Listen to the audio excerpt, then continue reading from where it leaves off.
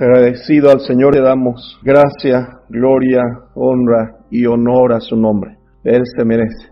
Su gracia nos ha traído hasta su misma presencia en su casa y ahí podemos disfrutar de esta riqueza que todavía tenemos en nuestro amado y glorioso Cristo. Fiel es nuestro Dios. Y vamos a encomendarnos nuevamente en su mano para el resto de este culto y para los días venideros. El Señor puede guardarnos, puede guiarnos, puede preservarnos de su obra de gracia con nosotros hasta estos tiempos. Abrimos nuestras Biblias en el nombre de Jesús y vamos a comenzar sobre esta porción ya conocida de Primera Crónicas 12:32.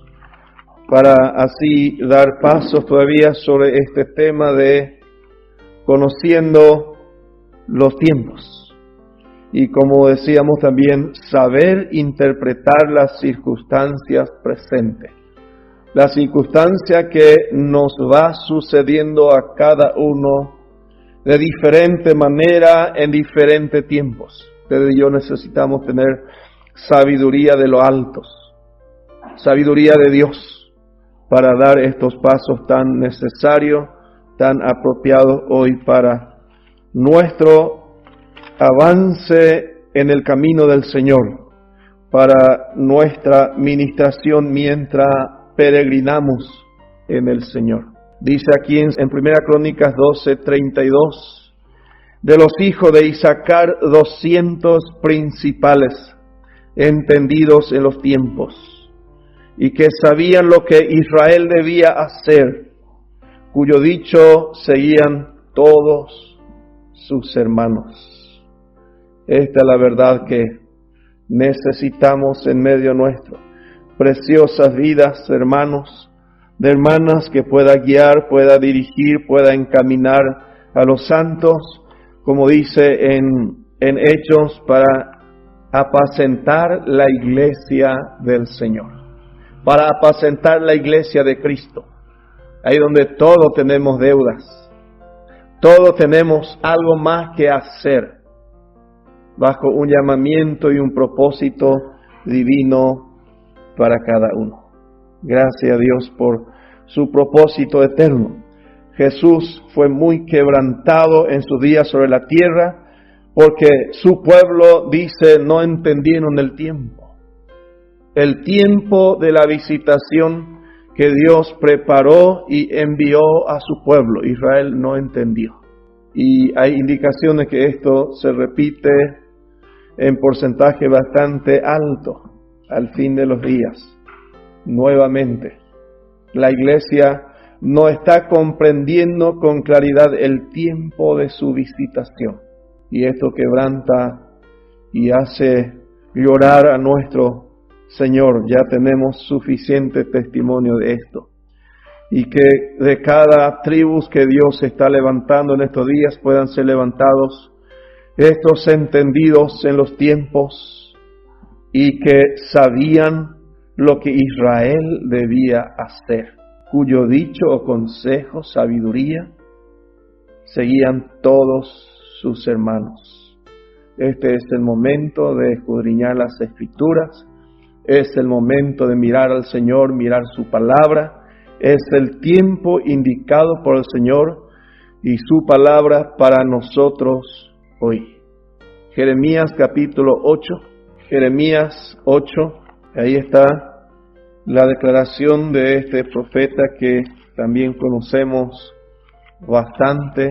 Dios había enviado a este fiel profeta que, si bien sufrió mucho, lloró mucho sobre la ciudad, que no entendía los propósitos de Dios, que no entendía que ahí estaba ya la amenaza de esta nación que venía para llevarle cautivo.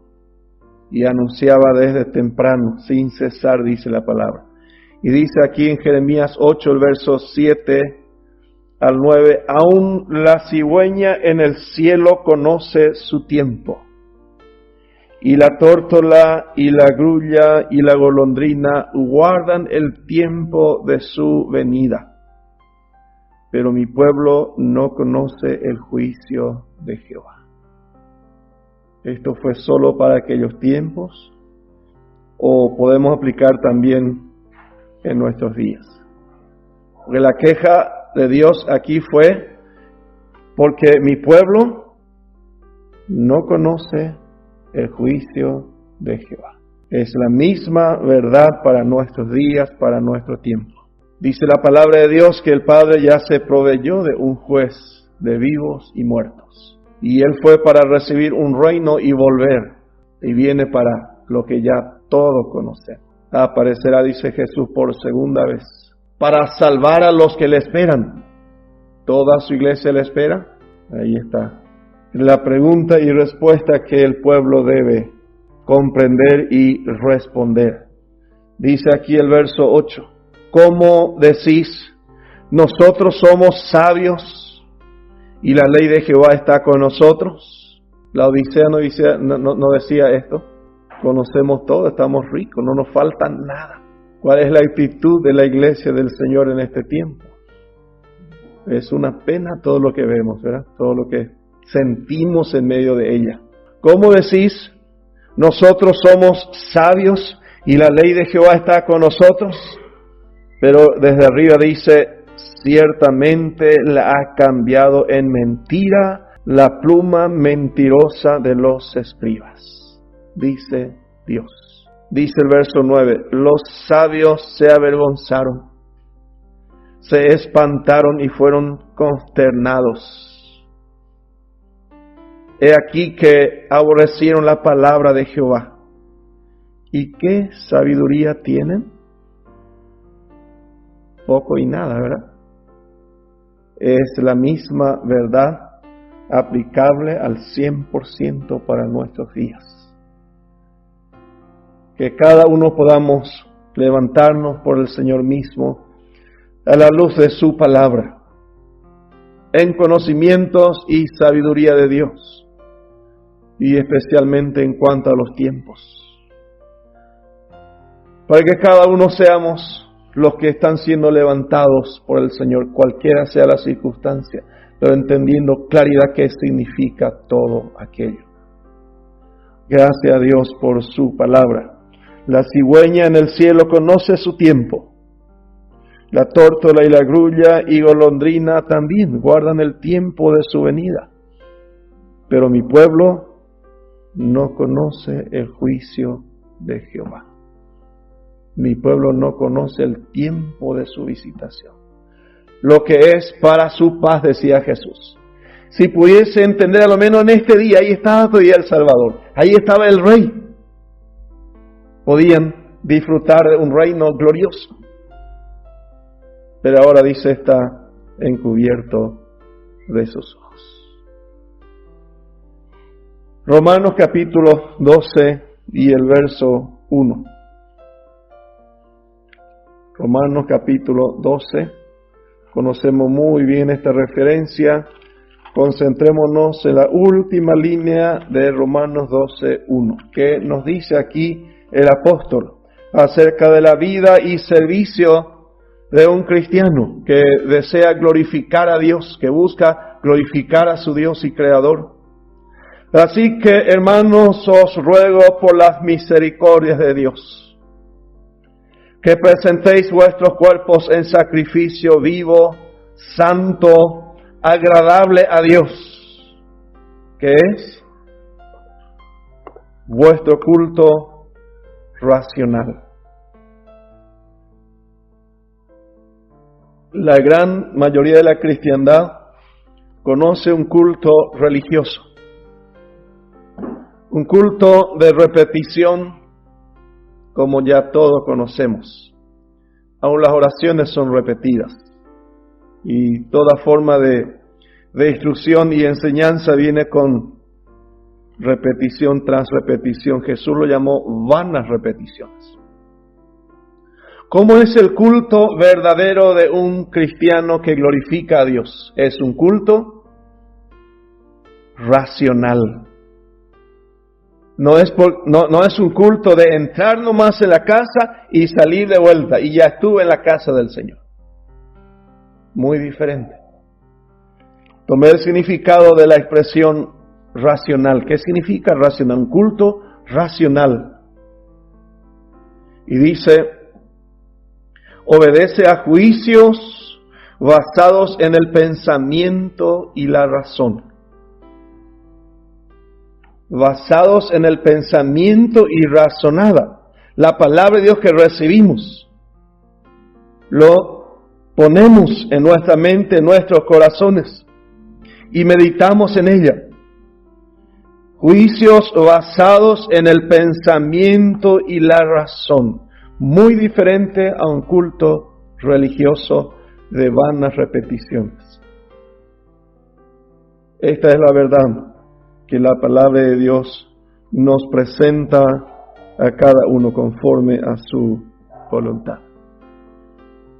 El verso 3 de Romanos 12 es otra referencia muy importante.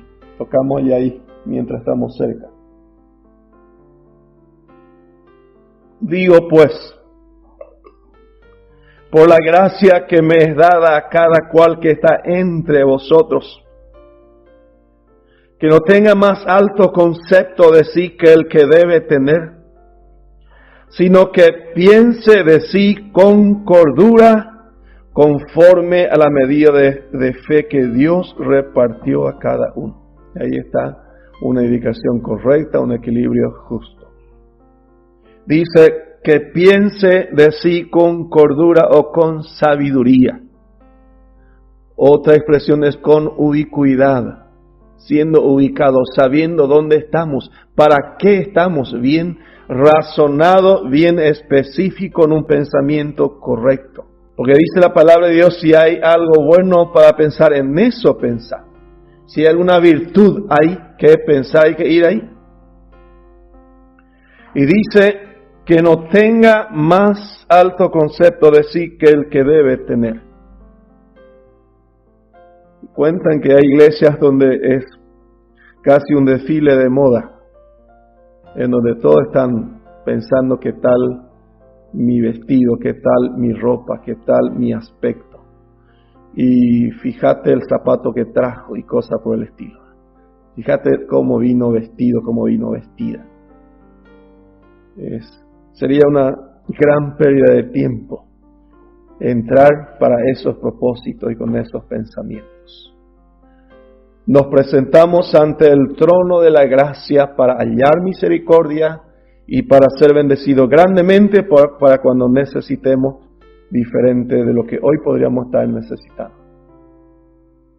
Para recibir palabra de sabiduría, para atesorar la verdad de Dios para nosotros, para medir nuestra vida y nuestro servicio a la luz de la palabra de Dios y ser lo que están siendo guiados, dirigidos, alentados para la gloria de Dios, en su gracia y en su misericordia. Sino que piense de sí con cordura, con sabiduría, con ubicuidad, conforme a la medida de fe que Dios repartió a cada uno. ¡Qué hermosura!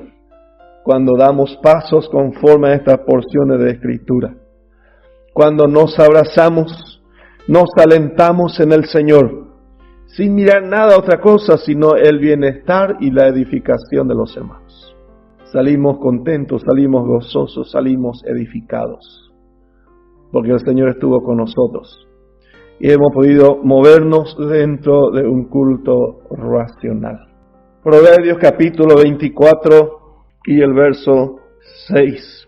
Proverbios 24, 6. Porque con ingenio harás la guerra, y en la multitud de consejeros está la victoria. ¿Qué había ahí en Primera Crónicas 12:32? Muchos entendidos en los tiempos, multitud de consejeros, porque con ingenio harás la guerra, y en esa multitud de consejeros está la victoria. ¿Qué tuvo David por donde salía? Por donde salía tenía victoria. Nadie podía hacerle frente.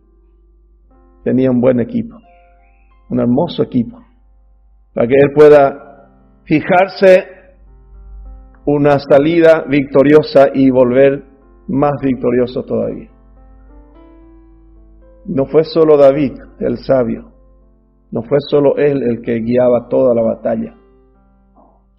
Hermosura de la palabra de Dios para cada uno de nosotros, para nuestra enseñanza, para nuestra instrucción. ¿Qué es lo que más tenemos para enfrentar en la vida diaria cristiana? ¿Estamos en guerra diariamente? ¿Qué dice en Efesios? Nuestra guerra, nuestra lucha, no es ni siquiera con la carne, con hombre. Una guerra real, una guerra declarada. ¿Y cómo conviene hacer esa guerra? ¿Con ingenio o con sabiduría? Con entendimiento harás la guerra. Gracias a Dios por su preciosa y bendita palabra. 1 Samuel capítulo 25. Tenemos aquí un testimonio un poco amplio, pero de seguro algo para aprender de estas experiencias maravillosas que la palabra de Dios pone ante cada uno de nosotros para disfrutarlos, para enriquecernos en ella y para hacer lo que con ingenio hacen la guerra, con sabiduría, para ser aquellos que disfrutan de cada culto a modo de un culto racional, un culto conforme al propósito eterno. 1 Samuel 25, ahí en el verso 1 menciona la muerte y el lloro por el profeta Samuel. David, dice ahí en el verso 1, se levantó David y se fue al desierto de Param. David, para conocer la situación aquí, está en su vida de escape y de huida, porque estaba siendo perseguido por Saúl, por aquel envidioso Saúl, porque uno hirió a 1000 y otros a 10,000, y el mayor se le atribuyó a David. Hubo problema con Saúl. Entonces Saúl tiene que exterminar a su enemigo posible a futuro, posible enemigo que podía hacerle una competencia mayor a lo que él esperaba. Entonces va a empezar a perseguir. Pero vamos a tener suficiente gracia de parte de Dios para David. Y empieza a armar su ejército en esa vida de huida, en esa vida de escape. Y en esos tiempos, cuando todavía David no era rey literalmente, ya fue ungido rey. Ya él fue ungido por el profeta Samuel bastante tiempo antes. Dios ya tenía todo el plan diseñado para este futuro rey conforme a su corazón. Pero se movía en medio de esta experiencia donde encontramos a esta ingratitud de un tal Nabal, pero la sabiduría de Abigail. Queremos aprender de estas instrucciones. Es momento y es tiempo de meditar en ellas y disfrutar de la riqueza que podemos sacar de ellas como sabiduría de Dios, y reprender también toda ingratitud, toda perversidad que pueda haber en el hombre. Dice el verso 2, y en Maón había un hombre que tenía su hacienda en Carmel, el cual era muy rico, y tenía 3,000 ovejas y 1,000 cabras. Y aconteció que estaba esquilando sus ovejas en Carmel. Y aquel varón se llamaba Nabal. Y su mujer Abigail era aquella mujer de buen entendimiento y de hermosa apariencia. De buen entendimiento. Dios va a usar esta gracia que pone hasta este día en toda mujer sabia que edifica su casa. Dice, pero el hombre era duro y de malas obras, y era del linaje de Caleb. Y oyó David en el desierto que Nabal esquilaba sus ovejas. Entonces envió David 10 jóvenes, y le dijo, subid a Carmel e id a Nabal, y saludadle en mi nombre, y decidle así, sea paz a ti, y paz a tu familia, y paz a todo cuanto tienes. Pregunta a tus criados, y ellos te lo dirán. Hallen por tanto estos jóvenes gracia en tus ojos, porque hemos venido en buen día, te ruego que des lo que tuvieres a mano a tus siervos y a tu hijo David. David sabe que va a reinar mañana, pero necesita todavía todo tipo de acompañamiento y ayuda, provisiones, apoyo. Pregunta a tus criados, le dice el verso 8, los criados de Nabal, todo lo que David y su equipo había hecho a favor de Nabal y su hacienda. Dice el verso 9, cuando llegaron los jóvenes enviados por David, dijeron a Nabal todas estas palabras en nombre de David y callaron. Y Nabal respondió a los jóvenes enviados por David y dijo, ¿quién es David? Y esta es la realidad de una mente oscurecida. Si hubiese ya una sabiduría en esta mente, en este corazón, ya podía tener discernido quién es David a mañana. A lo mejor ahí era muy diferente todavía. Pero ¿quién es David? Para los días que vienen, según Dios. Nabal respondió, ¿quién es David? ¿Y quién es el hijo de Isaí? Muchos siervos hay hoy que huyen de sus señores, y este es el otro vagabundo que está por ahí en huida y escape, escapando seguramente de alguna falta. ¿He de tomar yo ahora mi pan, mi agua y la carne que he preparado para mis esquiladores y darla a hombres que no sé de dónde son? Estos son más merodeadores, no son gente de pueblo, no son gente de confianza. Así pensamos en un descuido. Y a veces es una preciosa vida delante de Dios, redimida, limpiada por la sangre de Cristo. Esta es la experiencia que tenemos aquí. Y los jóvenes, dice el verso 12, que había enviado David, se volvieron por su camino. Y vinieron y dijeron a David todas estas palabras. Entonces David dijo a sus hombres, cíñase cada uno su espada. Y se ciñó cada uno su espada, y también David se ciñó su espada. Y subieron tras David como 400 hombres, y dejaron 200 con el bagaje. 600 ya se componía aquí su equipo de su futuro reinado. Todos los que se identificaron con David en su rechazo, llegaron a reinar con David en su reino y su apogeo. La misma expresión hoy para nosotros, todos los que nos identificamos con el David rechazado hoy, mañana somos los que reinamos con él. Pero hoy es tiempo de identificarnos con aquel rechazado, con aquel expulsado, muerto y crucificado. Pero hoy nos identificamos con él, para que mañana podamos reinar con él. Lo que no toma esta actitud, esta postura, esta decisión, tal vez está tomando la decisión de Nabal, desconociendo al Cristo, al glorioso Cristo, el reino glorioso de Jesucristo. Esa es esta escena, una la enseñanza profunda para nosotros en este tiempo. El verso 14. Pero uno de los criados dio aviso a Abigail, mujer de Nabal, diciendo, de aquí David envió mensajeros del desierto que saludasen a nuestro amo, y él los ha zaherido. Él los ha zaherido.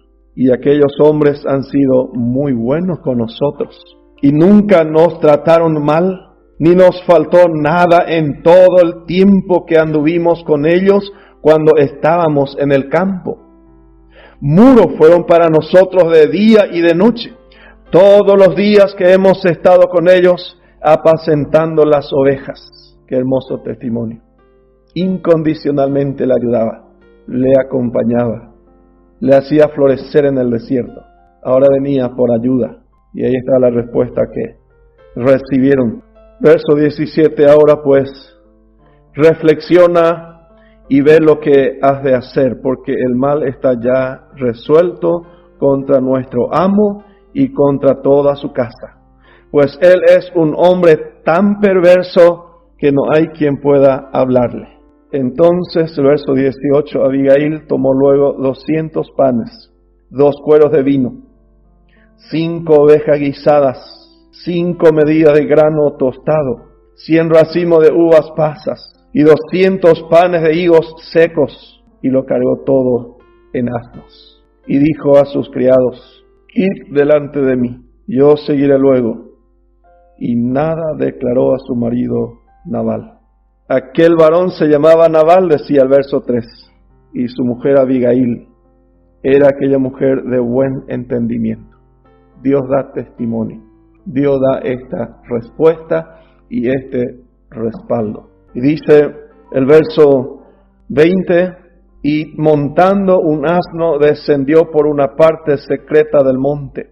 Y he aquí David y sus hombres venían frente a ella.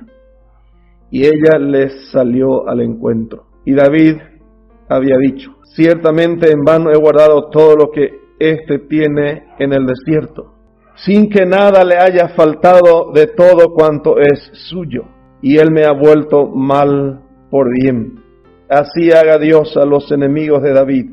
Y aún les añada que de aquí a mañana de todo lo que fuera suyo o de Nabal, no he de dejar con vida ni un varón. Está resuelto. Y cuando Abigail vio a David, el verso 23, se bajó prontamente del asno y postrándose sobre su rostro delante de David, se inclinó a tierra y se echó a sus pies y dijo: Señor mío, sobre mí sea el pecado, mas te ruego que permitas que tu sierva hable a tus oídos y escucha las palabras de tu sierva.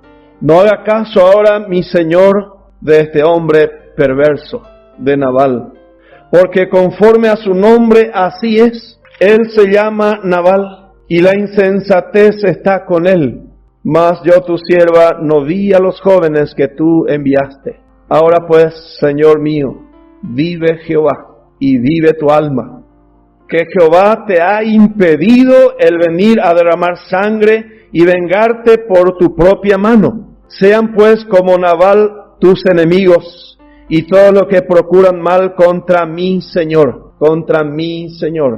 Y ahora este presente que tu sierva ha traído a mi Señor se ha dado a los hombres que siguen a mi Señor. Y yo te ruego que perdones a tu sierva esta ofensa, pues Jehová de cierto hará casa estable a mi Señor. ¿Qué decía ella? Nabal decía: yo sé que hay mucho vago por el desierto. David ha de ser uno de esos que escapó de su casa, de su padre. Pero ¿cómo veía a esta mujer? Pues Jehová de cierto hará casa estable a mi Señor. ¿Conocimiento de los tiempos? Sí. Pudo interpretar las circunstancias suficientemente, a pesar de que la apariencia de este rey todavía no daba pero ni un poquito de crédito, hablando mal y pronto. No tenía nada de base todavía su reinado. Pero ¿qué hace? Los ojos espirituales. Mira un poco más adelante, mira un poco más arriba, y Dios le revela, Dios le muestra, Dios le enseña. Jehová de cierto hará casa estable a mi Señor, por cuanto mi Señor pelea la batalla de Jehová, y mal no se ha hallado en ti en sus días. Impresionante. Por cuanto mi Señor pelea la batalla de Jehová. Nabal ni pudo empezar por aquí. Abigail sí. Y mal no ha hallado en ti en tus días. 29. Aunque alguien se haya levantado para perseguirte, Saúl es este. Aunque alguien se ha levantado para perseguirte y atentar contra tu vida, con todo, la vida de mi Señor será ligada en el haz de los que viven delante de Jehová tu Dios. Y Él arrojará la vida de tus enemigos como de en medio de la palma de una onda. Y acontecerá que cuando Jehová haga con mi Señor conforme a todo el bien que ha hablado de ti, y te establezca por príncipe sobre Israel, conociendo los tiempos con claridad. Este es lo que el apóstol llama un culto racional, mirando los propósitos de Dios, el desarrollo del plan eterno y el cumplimiento paso a paso de todo propósito de Dios a pesar de las circunstancias. Y aquí ya no había nada que hacer. David ya se equipó y vino para no dejar un solo varón en esta casa. Lo que hace la decisión sabia. Verso 31. ¿Qué podía hacer David ante esta experiencia? ¿Qué podía resolver David aquí? Entonces, Señor mío, no tendrás motivo de pena, ni remordimiento por haber derramado sangre sin causa, o por haberte vengado por ti mismo. Guárdese pues mi Señor, y cuando Jehová haga bien a mi Señor, acuérdate de tu sierva. Pasó así más adelante, tal cual. Gracias a Dios por estos testimonios, preciosas verdades de su palabra. Guárdese pues, mi Señor, de equivocarse, de derramar sangre inocente aquí. Y cuando Jehová haga bien a mi Señor, acuérdate de tu siervo. Qué seguridad y confianza. Qué conocimiento claro de los tiempos venideros. Jamás se interesó en hacer esto con Saúl, menos a pedirle socorro a Nabal por su decisión errada. Él sabía que era un perverso y un malvado que no iba a volver atrás de su decisión, pero ella toma una decisión justa, mucho más alta que cualquier pensamiento perverso. Verso 32, y dijo David a Abigail: bendito sea Jehová Dios de Israel, que te envió para que hoy me encontrases. Y bendito sea tu razonamiento. Y bendito tú, que me has estorbado hoy de ir a derramar sangre y a vengarme por mi propia mano. Porque vive Jehová Dios de Israel, que me ha defendido de hacerte mal, que si no te hubieras dado prisa en venir a mi encuentro, de aquí a mañana no le hubiera quedado con vida a Nabal ni un varón. Y esto era bien cierto. Hay mucha experiencia de esto en la vida de David. Inclusive cuando trabajaba a favor de Aquis, el filisteo. Así salía en guerra y esta era su experiencia. Y recibió David de su mano lo que le había traído y le dijo: sube en paz a tu casa. Y mira que he oído tu voz y te he tenido respeto. Qué hermosa respuesta, hermano. Qué obra de gracia. Con ingenios hará la guerra. Con sabiduría harás la guerra, conforme al propósito de Dios, conforme al plan de Dios. Pasos razonados, pasos bien pensados, como decía en Romanos 12:3, sin más alto concepto de sí, pero con sabiduría, con pasos firmes, seguros, y la victoria es nuestra. La bendición es nuestra. La gracia de Dios es con nosotros. Si tomamos esa manera y modos de vida delante de Dios y según su plan y propósito para con nosotros. El verso 38. Y 10 días después, Jehová hirió a Nabal y murió. A veces nosotros nos apuramos por los malvados o por las malicias y por lo que ocurre alrededor. Y ya fácilmente queremos levantarnos a vengar. Y ya queremos tomar medida de toda situación que está fuera de lugar. Echa sobre Jehová tu carga. Deja en mano del Todopoderoso. Vence con el bien el mal, dice la palabra. Dios te hará cargo de aquello. A veces ya nos parece que demasiado tiempo llevó Dios que no toma con justicia lo que a nosotros nos parece una injusticia grande. Jehová hirió a Nabal y murió. Suficiente. Suficiente testimonio, preciosa verdad de lo que la palabra de Dios nos entrega. Versos 40 y 41. Y los siervos de David vinieron a Abigail en Carmel y hablaron con ella diciendo: David nos ha enviado a ti para tomarte por su mujer. Y ella se levantó e inclinó su rostro a tierra diciendo: He aquí tu sierva, que será una sierva para lavar los pies de los siervos de mi Señor. Qué enseñanza, qué sabiduría, qué gracia, hermanos, qué riqueza de la verdad de la palabra de Dios para cada uno de nosotros. Piense de sí, dice, con cordura. Yo voy, dice, voy a ir seguramente, capaz que soy indicada para lavar los pies de los siervos de mi Señor, pero yo me voy, porque él sabía que David era rey en el futuro.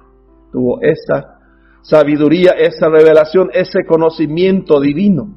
Y lo que más me llama la atención en este tiempo es que David no tenía una casa para ofrecer en este tiempo. Él estaba errante. Él enseguida, Saúl le sigue persiguiendo. Y después va a ir a vivir entre los filisteos por lo menos casi 1 año y medio, sin lugar fijo. Pero qué sabiduría, hermano, cuando el Señor dirija los pasos. Cuando el Señor encamina nuestros corazones.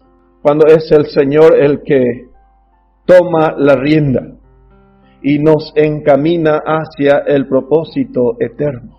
Gracias a Dios por revelarnos la verdad abundantemente de su palabra. Pero estoy seguro que todavía podemos estar de acuerdo con Santiago el apóstol, de reconocer nuestra falta de sabiduría y pedir al Señor. Él es fiel, Él puede todavía revelarnos abundantemente. Ahí está para revelarnos de la manera como deseemos y la altura o la profundidad de la sabiduría que necesitemos. Damos gracias al Señor por su palabra.